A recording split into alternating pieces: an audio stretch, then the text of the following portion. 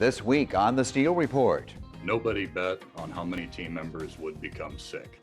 two of the recently fired Tyson managers give us their viewpoint on what happened, and our show begins right now. Now from KWWL, this is the Steel Report. And welcome to this week's edition of the Steel Report. On today's program, you are going to hear directly from two of the former top managers at the Waterloo Tyson pork processing plant.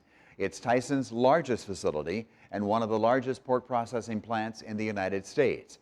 Its employees, 2,800 strong, process up to 20,000 hogs a day, and a plant, of course, which received national attention when it was so hard hit by the coronavirus back in April of last year. More than 1,000 Waterloo Tyson employees were infected with COVID-19, and at least 4 have died. My guests today are two managers, former managers now at the Waterloo Tyson plant. Tom Hart was the overall Waterloo Tyson complex manager. He was the plant manager for the entire Waterloo operations. And Don Merschbrock is the former night manager at the Waterloo plant. Tyson first suspended, then fired these two men, as well as 5 other Waterloo managers, following an investigation into an alleged betting pool, which supposedly tried to predict how many employees at the plant would be infected with COVID-19. Word of that came out in a wrongful death lawsuit filed on behalf of the families of 4 Tyson workers who died as a result of the coronavirus. These men are here today to talk about that alleged pool, which generated so much negative publicity and backlash. It received national attention all across the country. Mr. Hart, you were the plant manager at the time, but I'm going to start with Mr. Merschbrock because he recently came out in public to defend you guys, saying that you guys are not the evil people or the villains that you've been labeled as such by the public and by the media and the company. So, Mr. Merschbrock, what was this thing really all about? Well, it was, what it was about is it was a bunch of managers that were working hard to try to keep every team member we had in the whole plant safe and healthy. And we did. We worked really hard about it.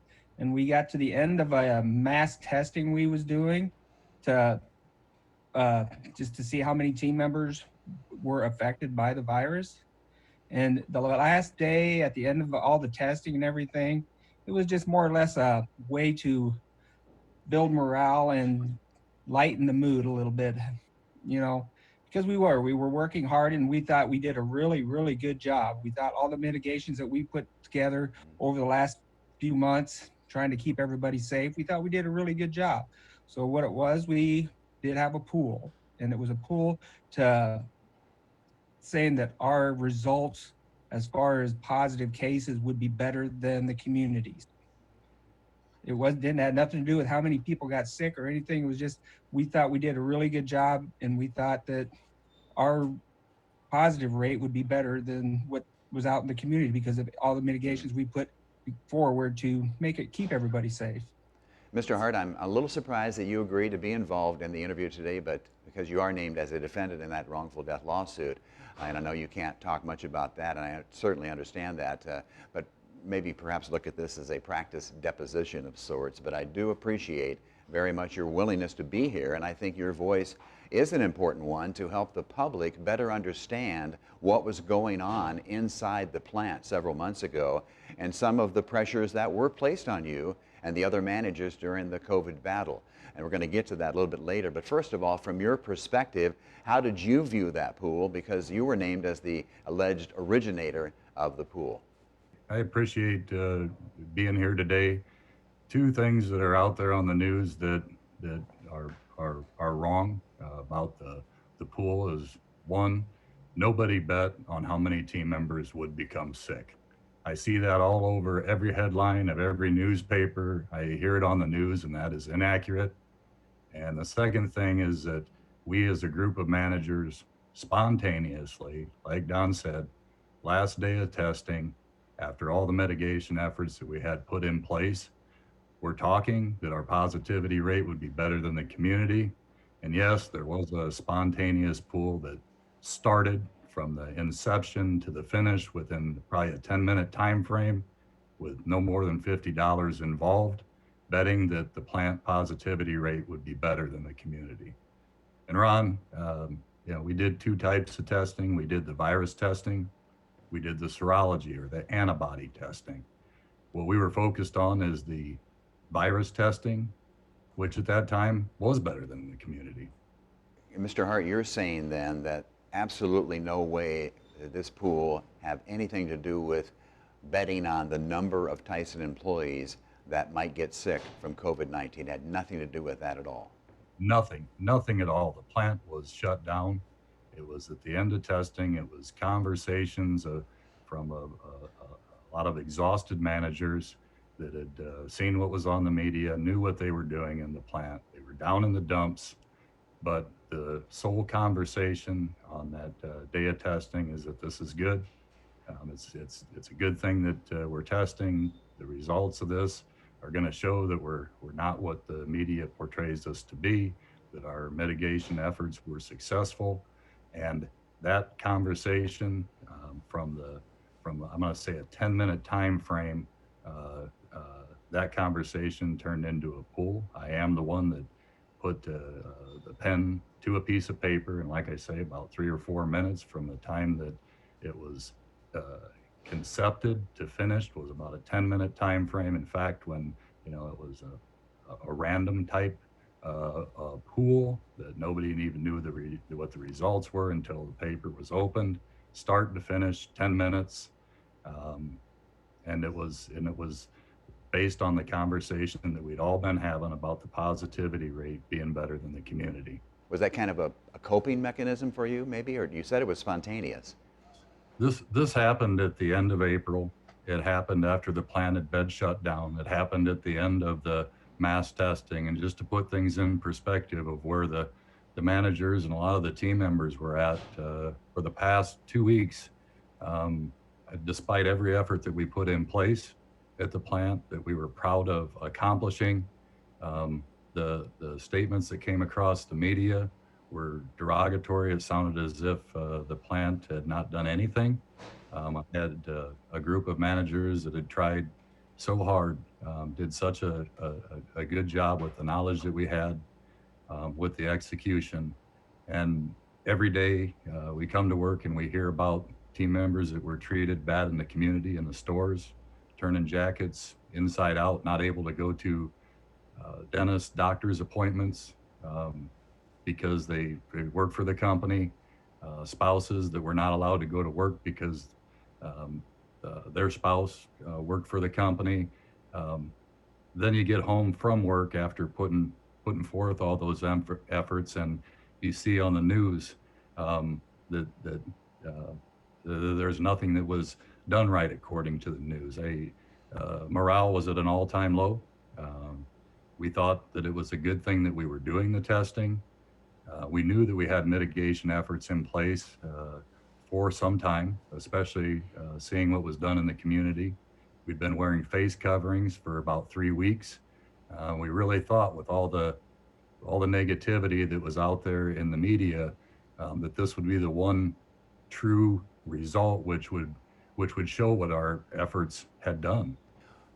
Do you think the 7 of you are the company scapegoats in this kind of damage control effort and spin by Tyson?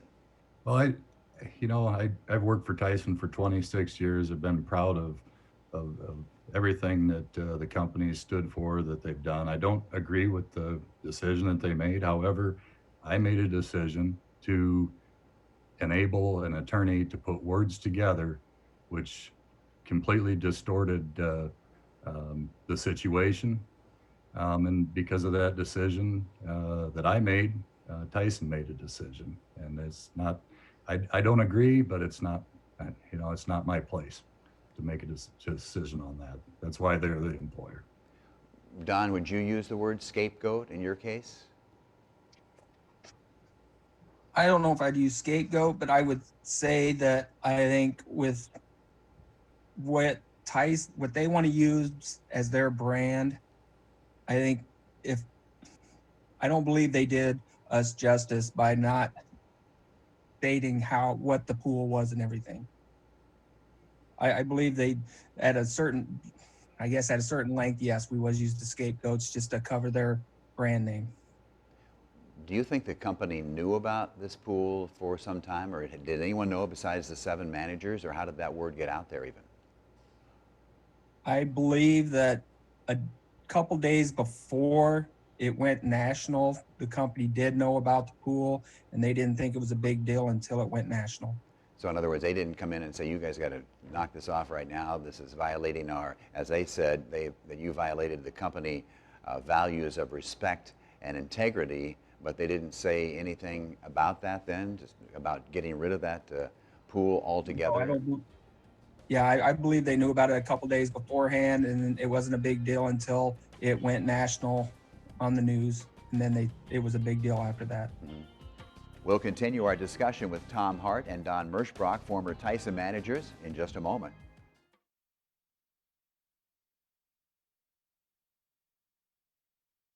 Welcome back to this week's program on the Steel Report. Remember, all of our shows are on kwwo.com. Let's continue our discussion now with 2 of the recently fired Tyson managers at the big Waterloo pork processing plant. Do you have anything to say to those families about what happened to their loved ones? Yeah, the families, the team members are in my prayers. What I can say to the families standing here today is that I did everything in my control to try to prevent or to slow the virus. Everything. So let me ask you guys this. If I brought some Tyson workers on this program, do you think they would defend you as caring managers and some managers who tried to take good care of the entire team at Tyson over the last several years? What would they say? Well, Go guess ahead, Tom. I guess, prior to the pandemic, our concentration, and this isn't just the managers at the plant, the people at the plant, but it goes above the plant. Safety has always been our top priority. And when you look at the results of the plant, there's been a 80% reduction of recordable cases over the last 3 years. I think it was 63% reduction, 23% reduction, 35% reduction. And are we always perfect in everything that we try to execute? No, we're not. But I can tell you that there are many people in the company that want their legacy of the company to be a safer and more desirable work environment. And I can tell you that was the standpoint of the managers in the plant and many managers above the plant level. Mr. Merschbrock, you said in your recent statement that you went public with recently, you said Tyson had given your managers what you called an impossible task of maintaining the daily production of all the hogs out there while trying to mitigate COVID and implement the safety measures for all of your workers. So when you say that was an impossible task, what do you mean by that? I didn't mean impossible task as far as running production and everything. It was a difficult task trying to keep everybody, all the team members we had in the plant safe and healthy due to the fact that nobody knew anything about this virus. Nobody knew anything. And the CDC didn't know how to prevent it. We wasn't getting any much information from Black Hawk Health. I mean, with the information we was getting and that was actually out there with the CDC and everything else, it was pretty impossible for us to come up with ways that we could protect our team members. I mean, as far as production goes, we was never asked to go above and beyond production. We ran what we could run. Nobody ever stated that that we should be doing more than we was. The only thing I would like to add is for all the team members that work for me and everything, I want them to know that there was no betting against people getting sick. We meant nothing by it. We didn't want anybody to get sick. We wasn't hoping for anybody to get sick. We were just doing everything we could do to keep people healthy and lift the mood. Would you guys agree, though, that it certainly looked bad to the public, kind of ill-advised, a mistake, bad judgment? It made you all look like you didn't care about the Tyson employees. So my question is, what regrets do you have about what transpired with this spontaneous office pool? I regret making a decision that could allow somebody to take specific words um, that could alter what really happened in the media. Um, that we've all read and we've all seen what has gone across the media, even the most recent stories, and it was that decision that allowed someone to pick and choose words that did not adequately describe the situation. This wasn't something that went on for days and days and days. This happened like Oh, in a 10-minute period, like you said, and, and and had nothing to do with actually betting any amount of money on the number of employees. You were actually, it sounds to me like, proud of the efforts that you did finally to mitigate the COVID within the plant. we all felt the same way. And when the paper was open, like I say, about 10 minutes from the time that it was started, about half the people shook their head when they saw what percentage result that they had involved in the pool, because they knew that the percentage rate would be low, the positivity rate would be low. And Don, let me ask you the phrase though about trying to boost morale. Again, you kind of told me that you thought that came out as a negative headline. I suspect you didn't want it to come out that way. Is that how you feel about that? Did you kind of, is it a poor choice of words, I guess is what I'm saying? Do you wish you'd have said something different? I guess it's not so much a poor choice of words, but how the media presented it and everything, because it was like Tom said, it was some managers that have been working hard and they wanted it, and they were disappointed what they was hearing in the media at the time. I mean, everybody was making it sound like we were these evil people and Mm-hmm. everything, and it wasn't that way at all. Mm-hmm. Just guys thinking that we're going to have such a low rate that we should be proud of what we do.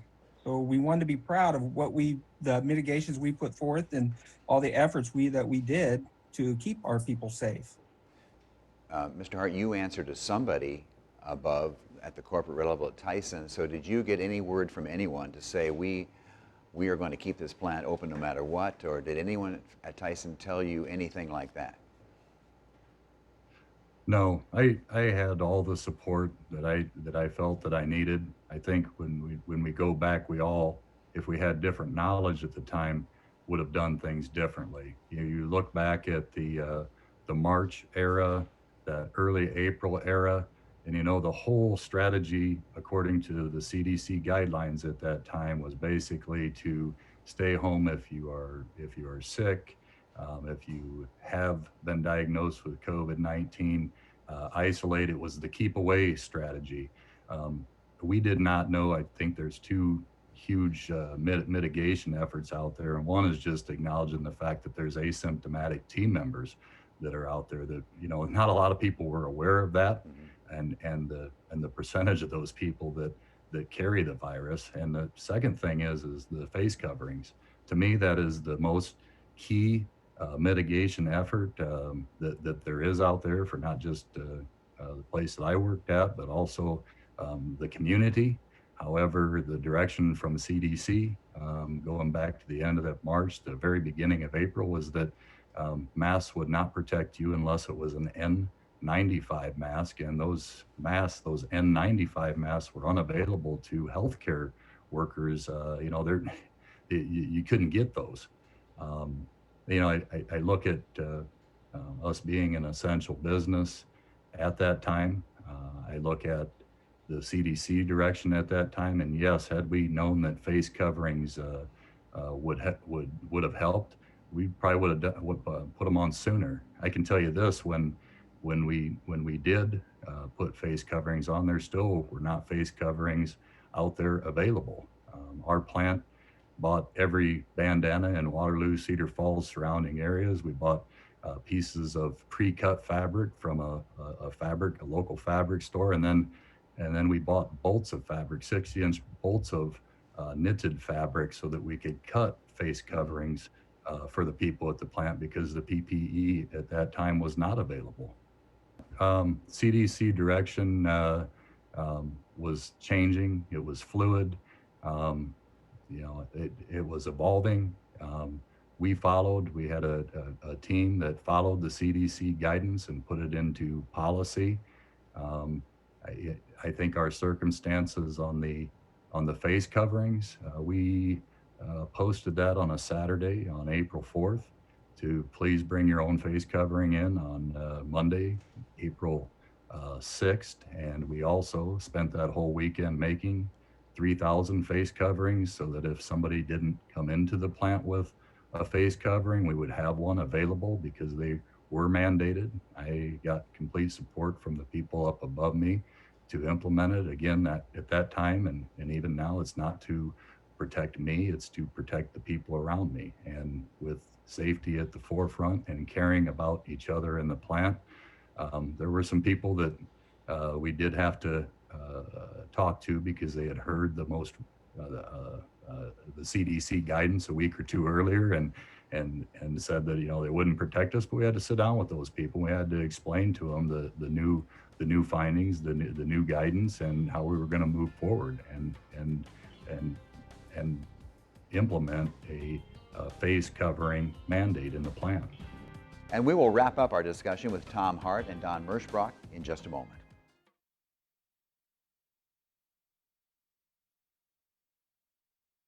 And welcome back for our final segment of the Steel Report for this week. Let's continue our discussion now. We're talking with two of the recently fired managers of the Tyson pork plant in Waterloo.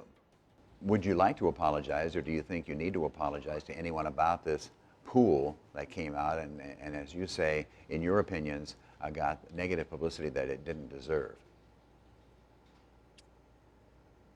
Yeah, I don't want to apologize for it because we meant no harm by it or nothing like that. But I'm apologize the fact that the way it came out in the media and the way it made us sound, I do apologize to them for that. But as far as the actual pool, no, because there's thousands of pool goes on in companies every single day, and we meant no harm to anybody. And I hope that all the people that work for me understand that. And I think that they trust me enough to know that I wouldn't do anything like that, or me, Tom, or any of the managers. From a moral standpoint, I don't have a regret there. I know what the intent was. I know what the reason for that was, even though it was not portrayed that way in the media. The only thing that I wish I could take back was that decision. It gave an attorney the latitude to choose words that were taken completely out of context to portray what happened as being completely different from the facts. So this has taken quite a toll on you. You're still unemployed. I understand your firings came right before you were set to receive your annual bonuses, so that certainly had to hurt. Did you guys get a chance to actually see the Eric Holder report, or how did that come down? Did you ever see the report yourself? Were you ever told what was in it, or were you just fired? I was read a script that the governance council had made a decision that wagering was confirmed and my employment was terminated. Don, you said you were fired over the telephone? Yes, I was read the same script Tom was read, and it was over the phone. I appreciate the fact it is hard work in the plant, and I appreciate everything that they've all done for me over the 10 years that I worked there and made me what I am, and that I do appreciate them. Just all the Tyson team members at the plant, they helped make me successful. Over the last 26 years, and I have seen team members create their own success. One of the most fulfilling things for me when I was in the position, and now as a consumer that's not affiliated with the meat business, I still want to thank the Tyson team members for providing food for my family and the rest of the country. My thanks to former Tyson managers Tom Hart and Don Merschbrock for taking time to give us their side of the story here on the program. That's it for this week. As a reminder, all of our programs are on the homepage of kwwo.com. Find the Watch tab there, drop on down to the Steel Report, and there you have it, all of our recent programs. Thanks so much for watching. We'll see you next week on the Steel Report.